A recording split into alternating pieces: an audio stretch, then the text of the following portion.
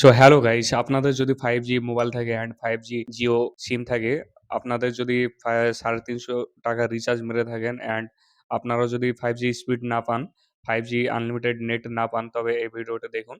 আমরা এখানে 5G net মারা আছে, 5G সেট, তবুও আমরা আনলিমিটেড পাচ্ছি না। আমরা জিও অফিসিয়াল যে অ্যাপ আছে, আমরা অ্যাপটি লগইন করে নিয়েছি অ্যান্ড অ্যারো বাটনে ক্লিক করে দেবো। ক্লিক করার পর আমরা নিচে স্ক্রল ডাউন করব।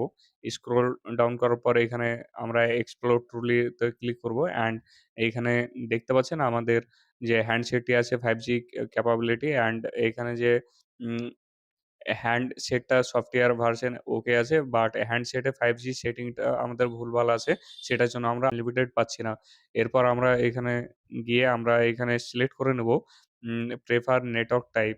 এই যে প্রেফার নেটওয়ার্ক টাইপ দেখছেন, এখানে আমাদের সমস্যা থাকে, সমস্যা হতে পারে। অ্যান্ড এইখানে দেখতে পাচ্ছেন 4G, 5G অটো, সেটাকে আমরা উপরে যে দেখতে পাচ্ছেন 2G, 3G, 4G, 5G, এখানে অটোতে ক্লিক করব অ্যান্ড ওকে বাটনে ক্লিক করব। অ্যান্ড একটা ব্যাক চলে যাব।